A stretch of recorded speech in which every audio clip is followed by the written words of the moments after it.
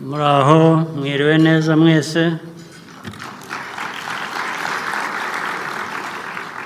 I don't think that needs any translation, but in any case, let's continue.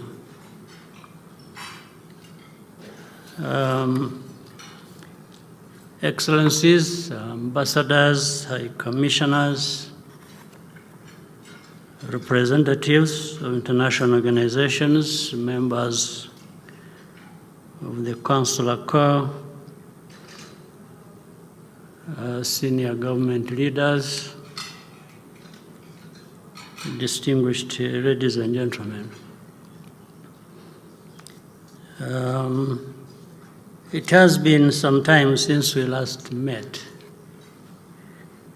and it is a pleasure to connect today. We are delighted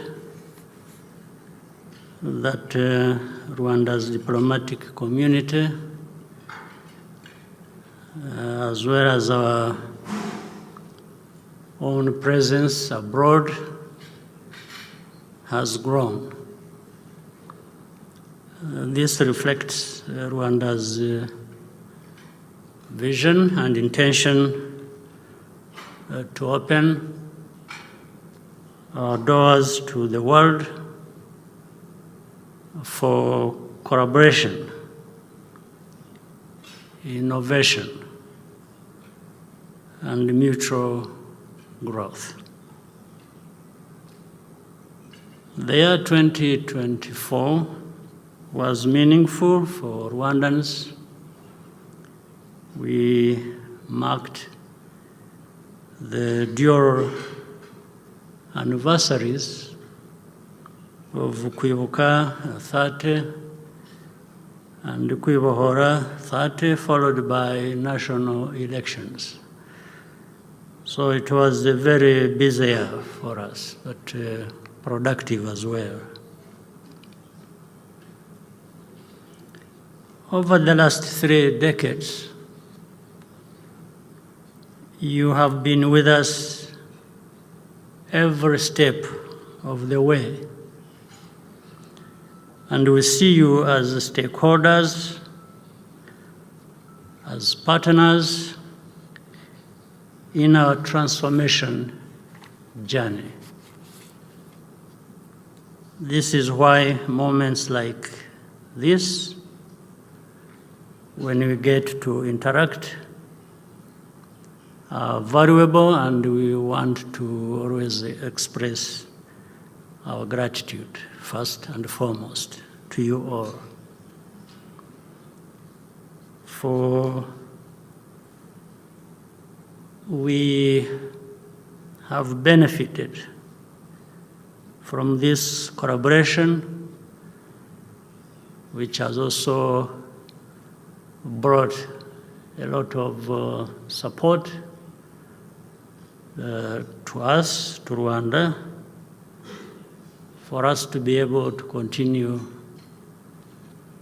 making progress on this transformation journey we have undertaken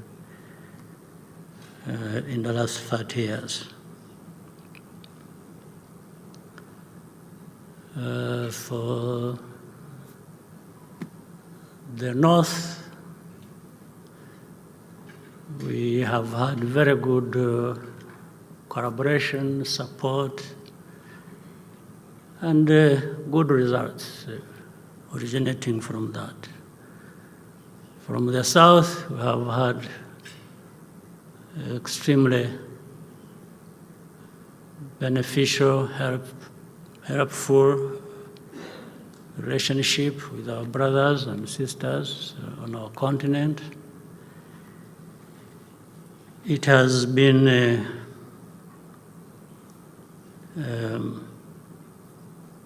a good journey with everyone. So I take this moment to thank you all very much for this. Now, you know, Earlier I was telling our people when the minister and the representative of the diplomatic corps were taking turns to speak, I asked that mine comes much later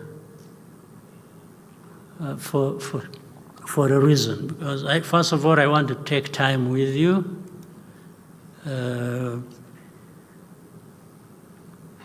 Telling you, expressing to you my feelings, my understanding of many things. This is an opportunity I can't miss. Even added that I wanted it to come later when everybody has had something to eat, just in case some of the things I would be saying may not go well with your appetite. But you will bear with me in any case. That's part of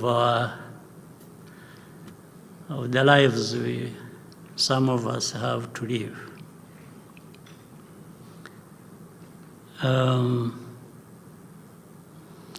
Let me update you on some of the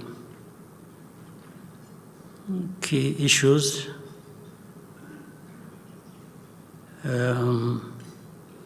Regarding peace and security and politics and governance and in our region.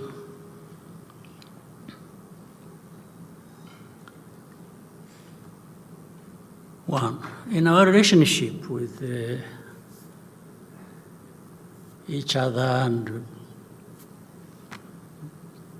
the globe as it is divided and so on and so forth. You see, there are people who, and maybe rightly so, it should really be fine. People who talk about, a lot about values and interests, and so that those must be fulfilled. I actually agree. We should all have certain values that guide us through whatever we do and over many years. But when you say that, what do you really mean? Do you mean values and interests for some and not for others? Or you mean values and interests that should apply to all of us, irrespective of where we come from? Now, if you have taken responsibility, a global responsibility to say there are certain values you are going to insist on, you are going to push for as hard as you can, and these ones should also come along with the interests as we know them. Still, that's fine. But it also gives you a responsibility to really walk the talk or to mean what you are saying. If you're talking about values, then I'm sure you mean that, and the first person to respect those values are those who emphasize them.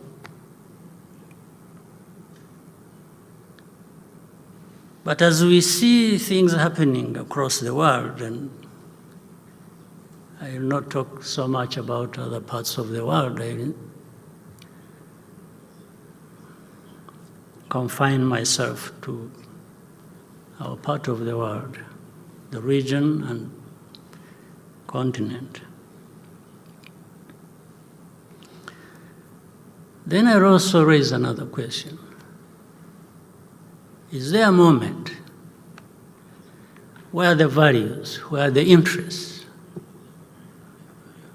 people talk about become incompatible with the truth, with the facts, or with evidence? I don't think they need be incompatible. It's actually possible to drive hard for values that you believe in, even mind so much your interests, but at the same time, those could very easily be served by truth, evidence, facts, as you interact with other people and other parts of the world.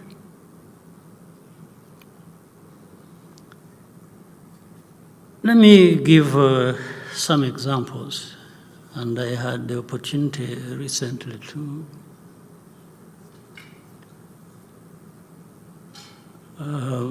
address journalists, and they were bringing up questions that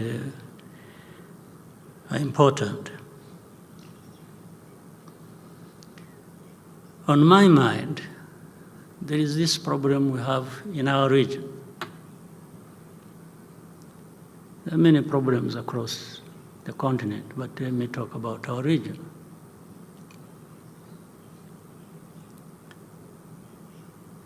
And I'm going to do that because Rwanda bears disproportionately a huge amount of burden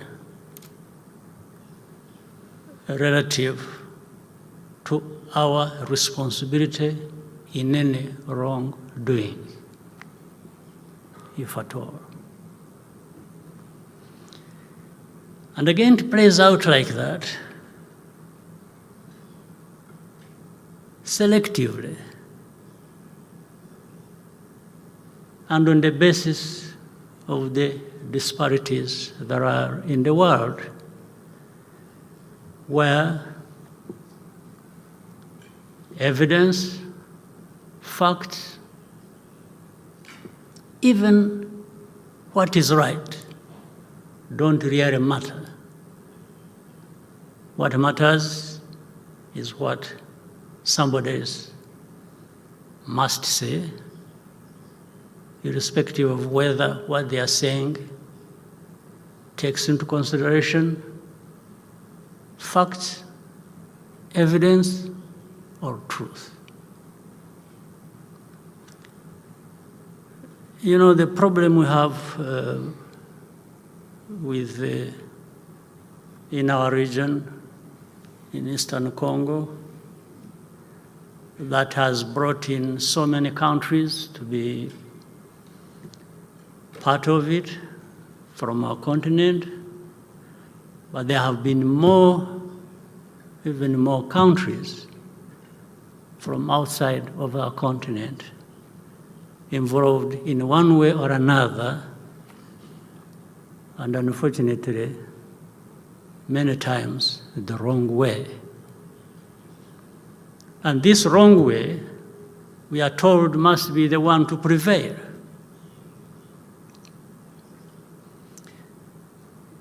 Now, let me start with saying, if you want to really address a problem, there is no better way of doing that than bothering to look at and addressing the root cause of that problem. it doesn't matter how powerful you are. You just stick to the basics of facts, of evidence, of reality. You just don't come in because you're powerful and, the evidence is simple.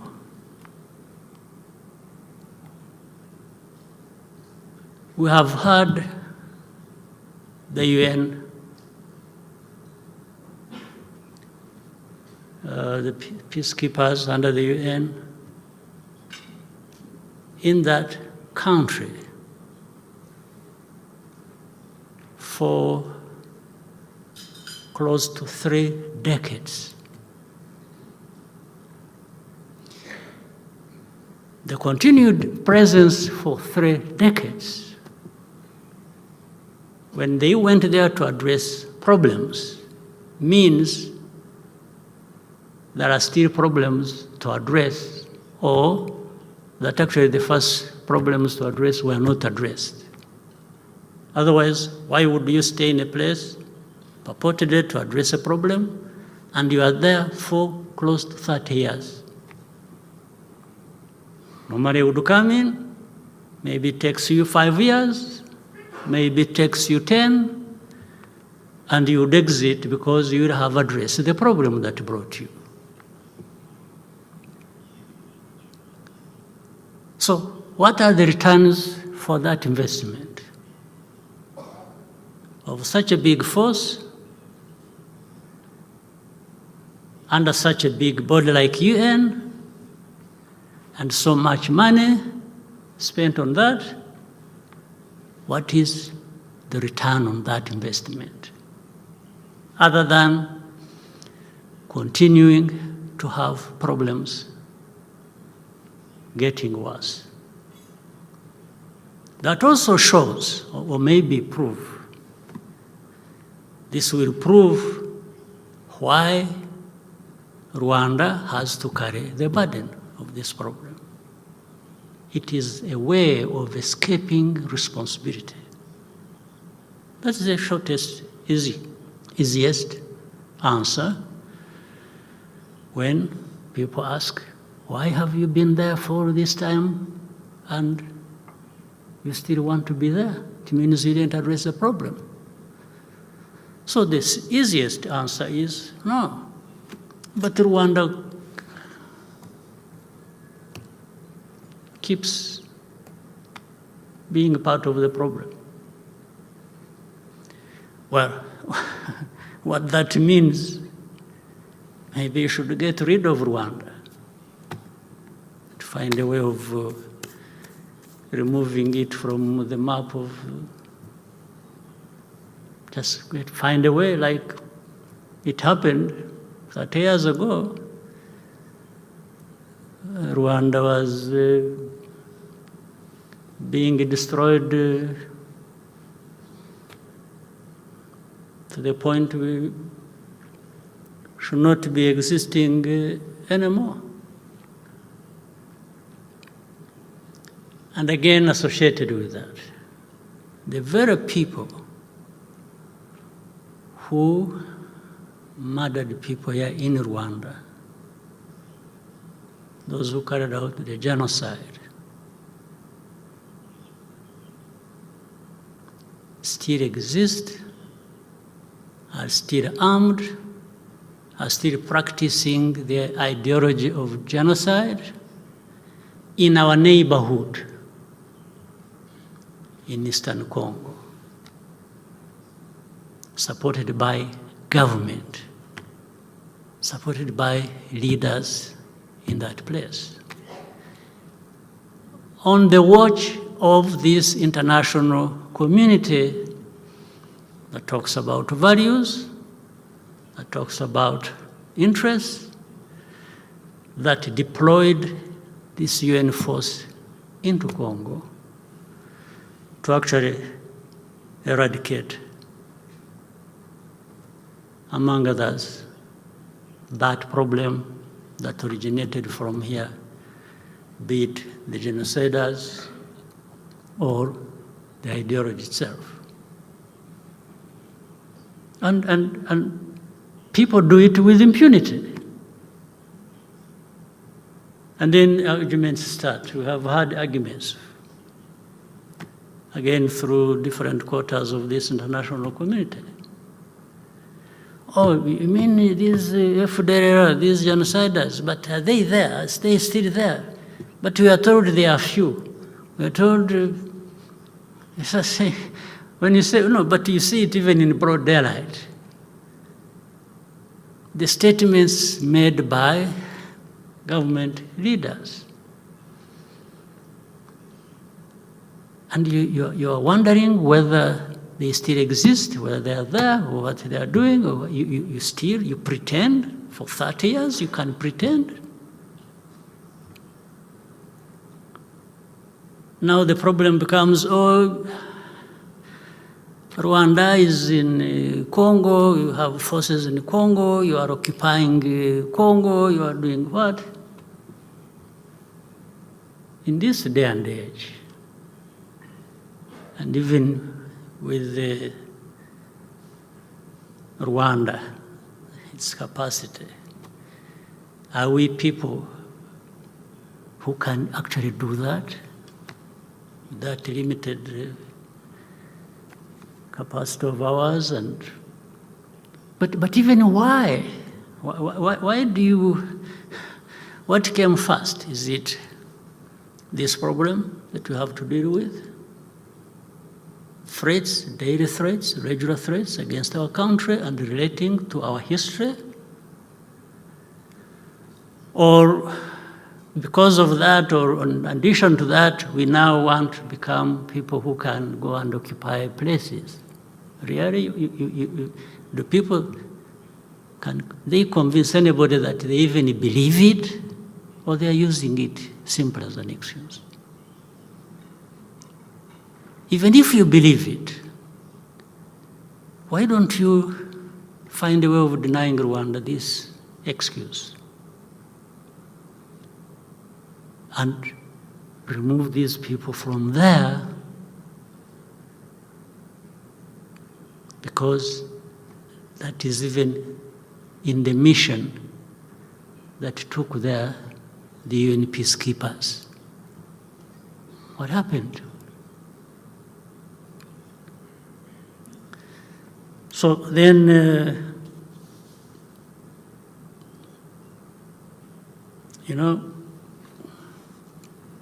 talking about ourselves, I leave many others out of this continent, outside of it. When I see, I know leaders when I see them. I also know idiots when I see them. You can imagine the combination of both of them, the disaster it is. If you are a leader and an idiot, it's a disaster, absolute disaster. It is even worse, even more dangerous, if the very people who hold the power in their hands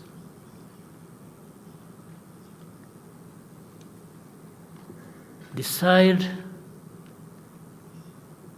that they will be manipulated and played around for some interest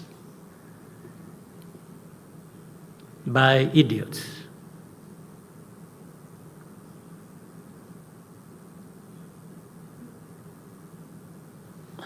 Really, it is.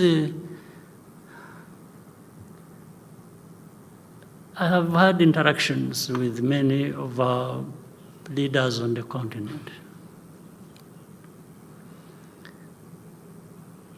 And among other things we talk about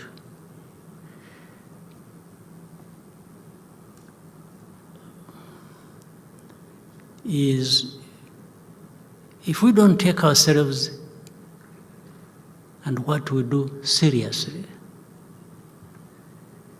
nobody will. Nobody will take us seriously. And we will always remain just neither here nor there, and people doing with us whatever they want without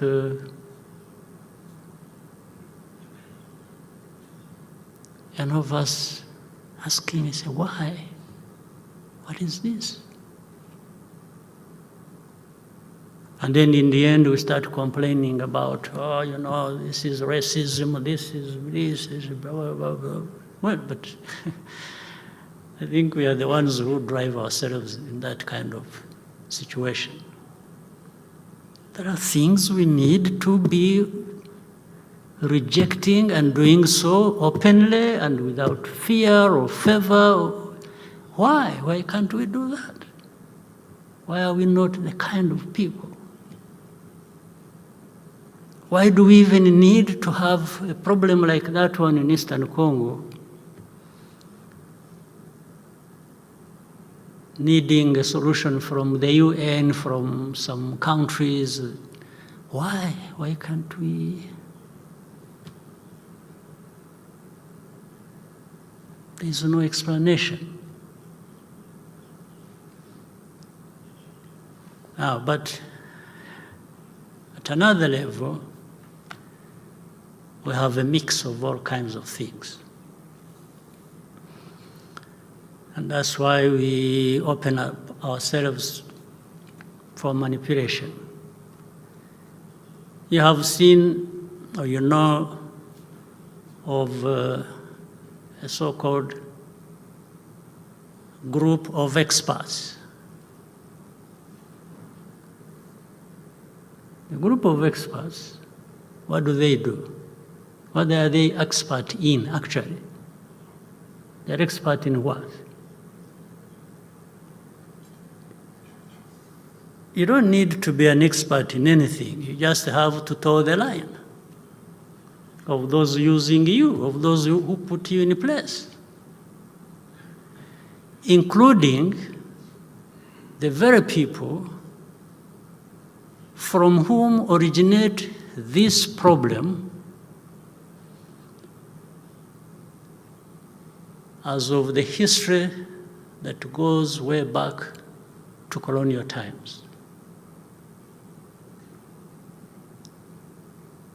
The colonial times that divided our people here in Rwanda, in our region, and elsewhere. So they come, they are the experts to explain the problem. The problem is not that, do you know why these Kinyarwanda speaking people are in Eastern Congo? By the way, we have the same situation, let's say, with Uganda. The southwestern part of Uganda has a whole district with a big population of Kinyarwanda speaking. And when I'm talking about Kinyarwanda speaking, I'm not talking about just speaking Kinyarwanda. These are people even who are relatives. There are people in this country, as we speak, who have their uncles, their grandfathers, who live across on the other side of the border, and others who live here in Rwanda. Like, for example, in Uganda, there has never been a problem to do with that district. It has never caused a problem between Uganda and Rwanda. No, they are taken as Ugandans. And we accept that. We're not claiming anything. Why is it not the same with Eastern Congo? There are simply Congolese who hail from Rwanda as of history, or whatever other ways They happen to have gone there. It's a fact. So, but if you are going to have an expert who is associated in a wrong way with this history to come and say the problem is something else, not what it is exactly, don't you have a problem? So are you going to be able to address the root cause of this problem when your first thing is to distort the facts and evidence? So that's why it is easy to blame Rwanda for it. We didn't draw borders. By the way, even the genocide ideology that I referred to earlier originates from that beginning of the history. That's where it comes from. So we go on and on and on and on. For how long?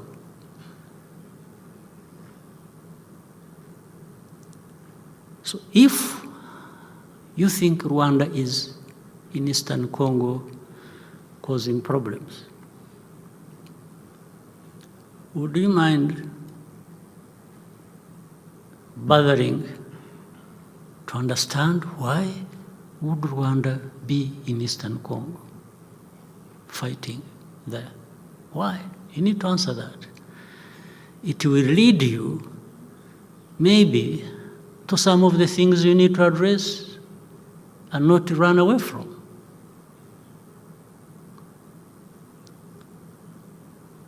But to simply keep making statements, threatening, doing all kinds of things, let me tell you, we have been there. We have paid our highest price ever in our lives, this genocide. I don't think we can be made to suffer in all kinds of ways. We can do, but we will never, never, never go back to paying that similar price we paid 30 years ago. It doesn't matter how powerful anybody is.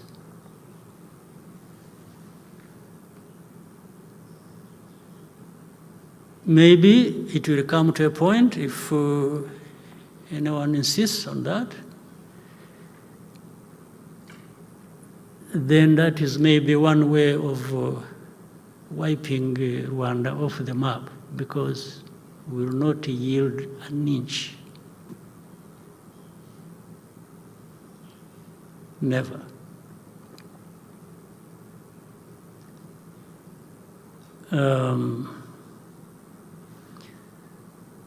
But we can work together to look at the causes if we are ready to listen to each other and address that problem the right way. But if there's somebody who is saying, no, me, I don't want to address it that way, I want to address it my way, and says, you see, if you don't allow me to address it my way,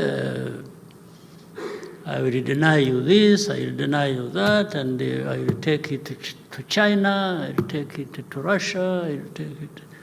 And no. But Rwanda is something we can do away with, don't worry. That is called babysitting leaders, and not pushing them to take their responsibility, but it won't work. One way or the other, it will not take us, Rwanda, back where we started from 30 years ago. No way. I know, of course, there are even some who, after 30 years, are still questioning, but what happened? Who killed who? Who, you know? the sort of pretense that exists is just what gives us that justified anger and above all the energy to fight back sufficiently. Now, again to the values. You know,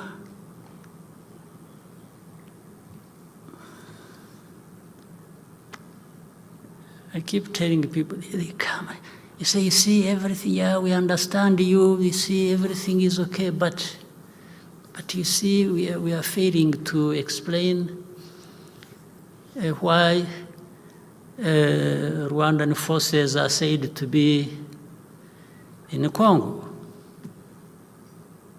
Oh, and I asked them, I said, even before we are sure of what we are talking about, can you explain to me why FDLR is in Congo and being supported by government of Congo, and they have brought in Burundi under the same ideology and supposedly to fight M23, which is of Tutsi ethnicity, therefore related to Kagame and others, and these ones have no chance of living. They need to be gotten rid of. So you leave all that intact, and then you come to complain about Rwanda possibly having a force in Eastern Congo. What do you think you're really talking about? And then you say, okay, you see, you know, defensive measures that Rwanda has taken should be removed, and we shall make sure that, you know, FDLR, we get rid of it. That has been 30 years there and they have not gotten rid of it. And then you say, oh, we shall convince the government in Kinshasa. After all, you know, it is not the president who is the problem, it is his advisors, and it is, you know, these ones who are openly talking about genocide ideology are just some people. We are going to tell him to take care of them and to put them aside. I mean, this story has gone on. I mean, do you really think you are talking to kids or also who? But why would you even be talking to anybody like that? So let's leave the problem as it is. Use Rwanda, be silent about it, and we'll see how we can address it. And then recently, oh, Rwanda blamed, we didn't go to Rwanda. Rwanda, I'm friends with the Angolans and the president and Rwanda and so on. But that was not a visit of that kind. It was a visit to address problems. It was not a visit to have an opportunity to take pictures and... No. It's not going to be the case. The problem must be addressed, and it can be addressed. It can be addressed. We all need peace. Rwanda actually needs peace more than anybody, because we have already tested the lack of it and the meaning of that.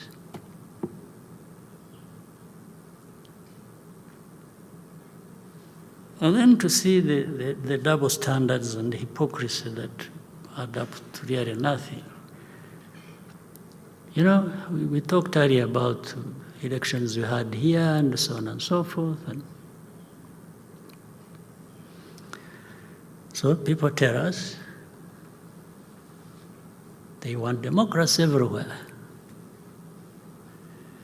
They encourage elections. The person who is causing problems in this situation I'm talking about between Rwanda and DRC has never, twice, been elected.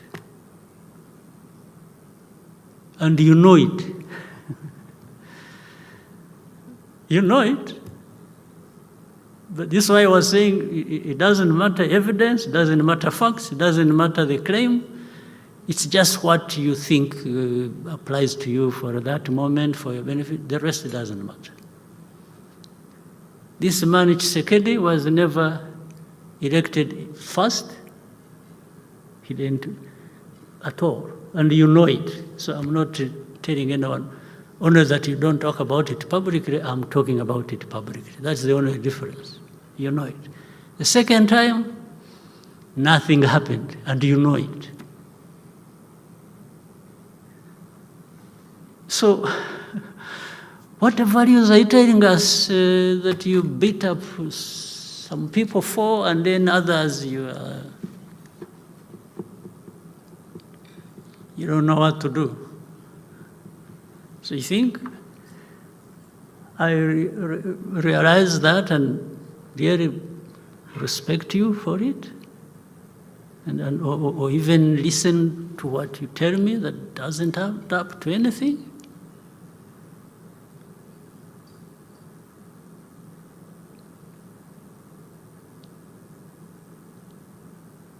So, I know I'm talking to innocent people here, all of us, because some of you even representing the countries that cause us so much trouble. I'm sure I don't want to claim too much, but I think you understand, and maybe you report rightly what needs to be reported. But in the capitals, there are people who, no, we want this to happen like this, and it doesn't matter what you tell them. But while that can happen, it affects you the least, it affects me the most. I can't afford to behave the way you want me to behave in dealing with this problem. I can't. It's life and death to me and my people. For you, it's just something you talk about, or you can call and give instructions while you are playing football, or you are playing tennis, or doing golf. It is as simple as that for you. But for me, just a blink at the wrong time, it's life and death for me. So I'm just saying, please also understand us and understand the people you are dealing with. We are not this.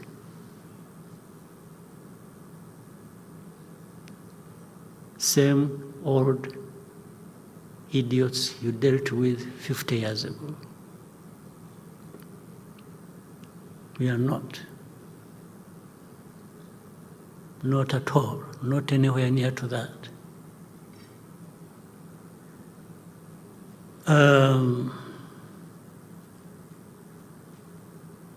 So if you espouse these values, the values that are so much talked about, I want again to say there is no incompatibility in espousing these values that you talk about, and I agree with.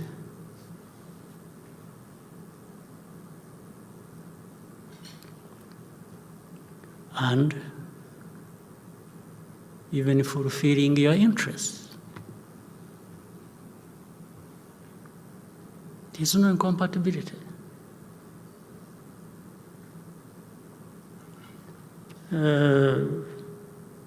So abiding by these values also must cost you something.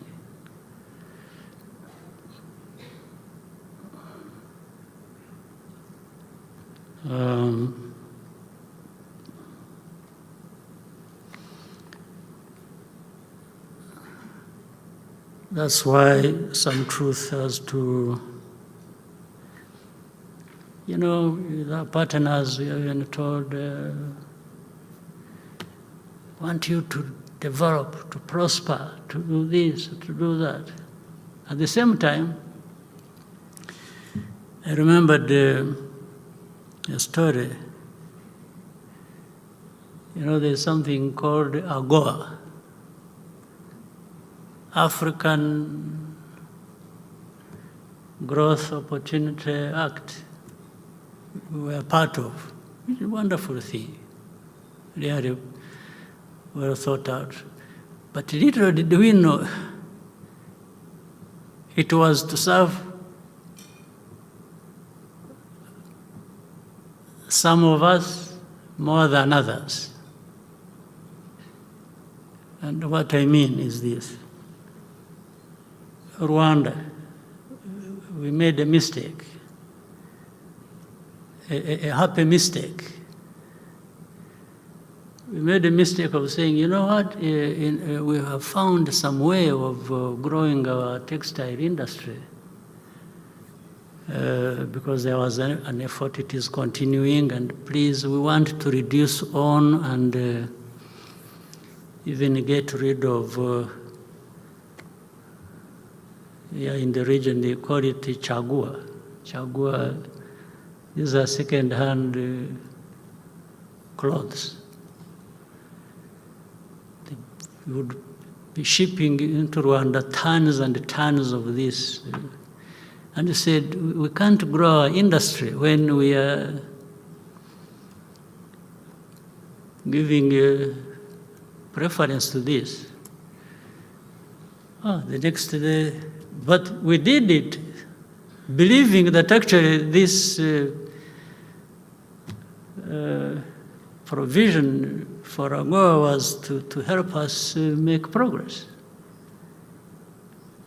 And then he said,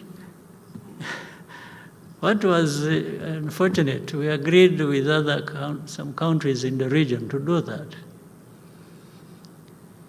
And then before we realized, all the countries who had been discussing this matter and agreeing to the approach had been persuaded into reversing their decision, and they didn't tell us.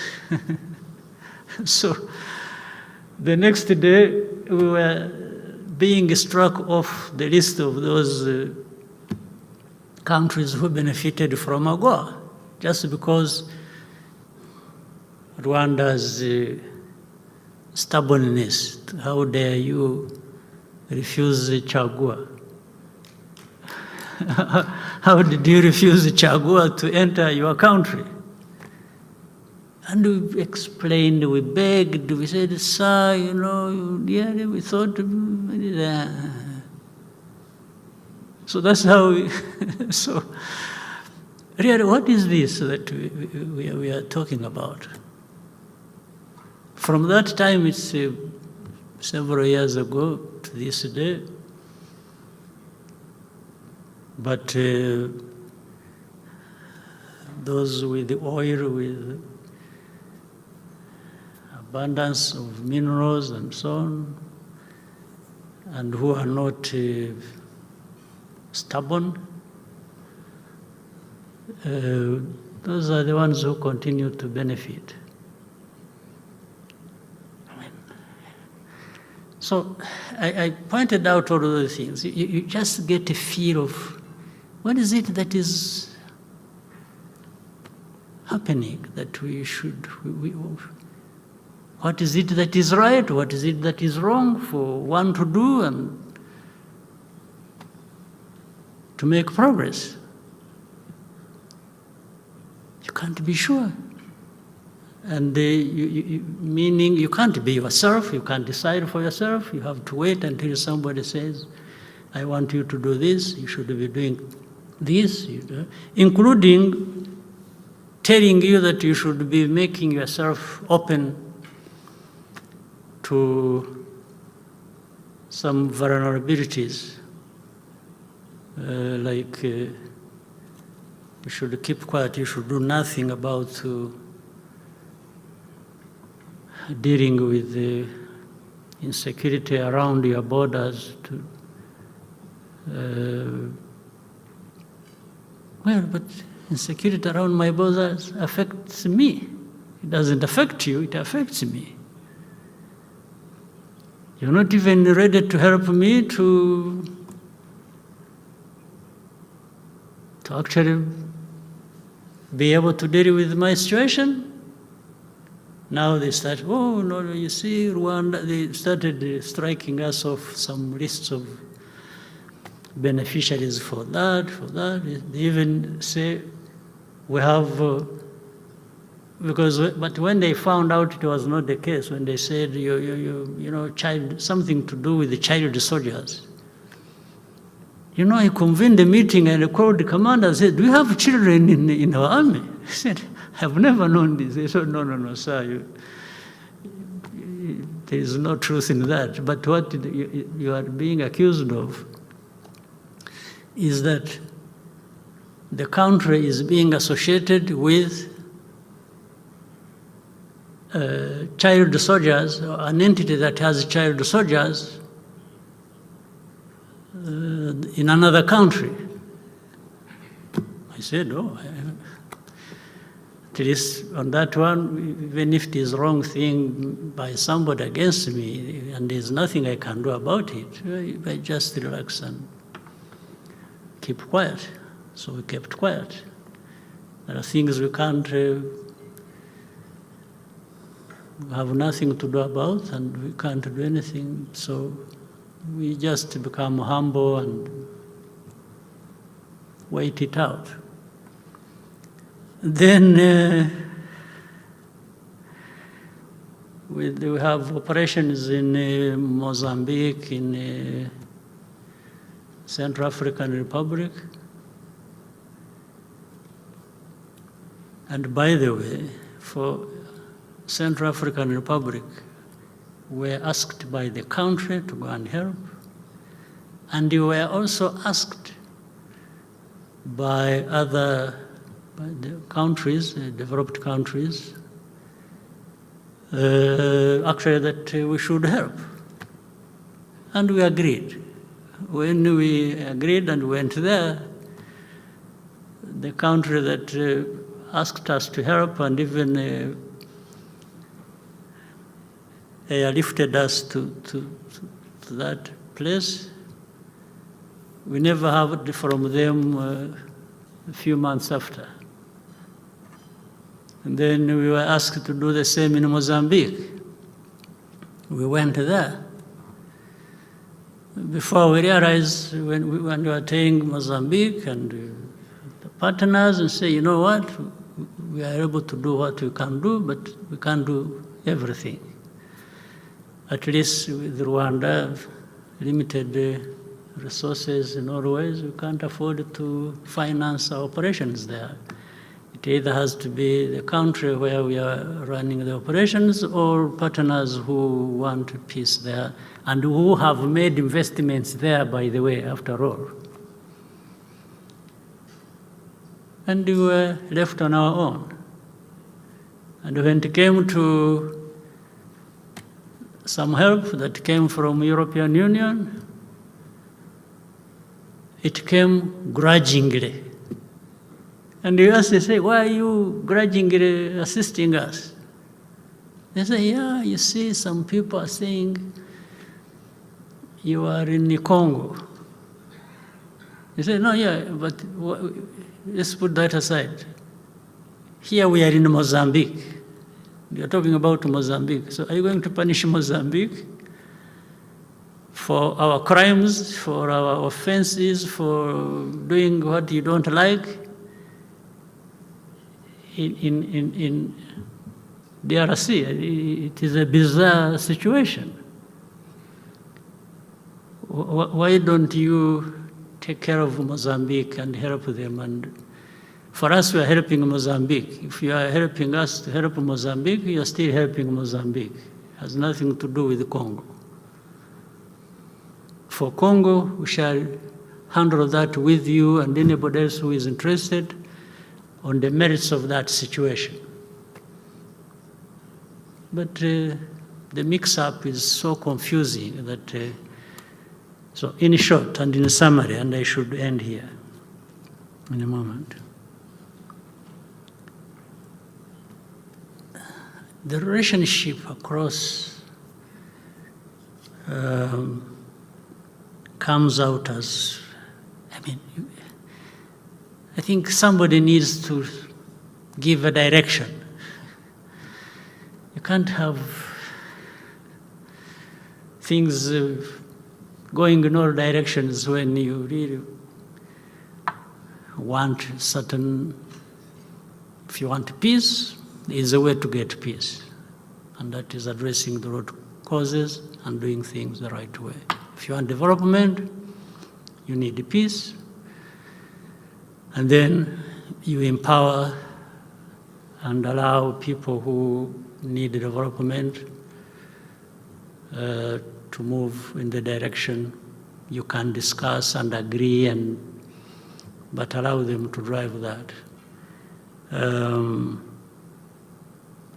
If you are talking about interests, I have said values, the right thing, whatever it is, the truth, the evidence is not incompatible with interests.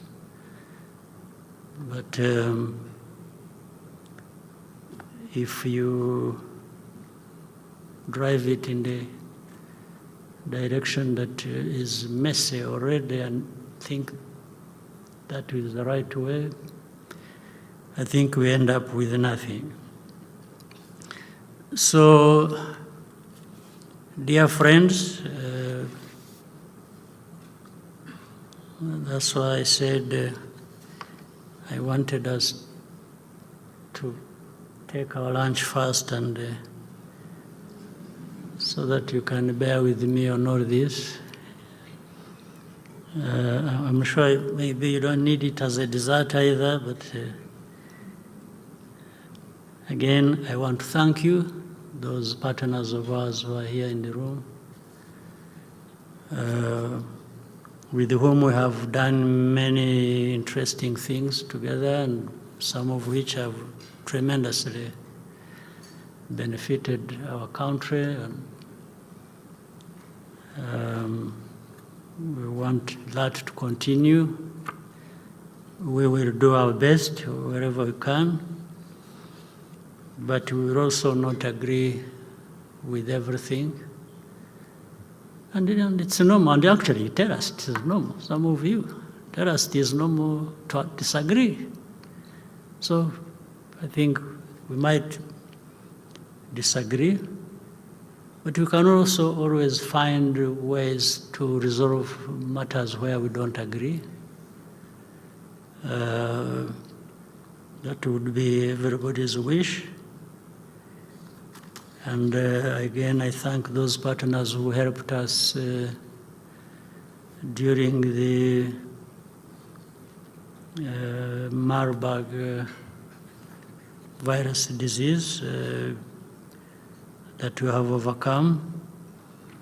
I very much appreciate the help that came our way, and working together, and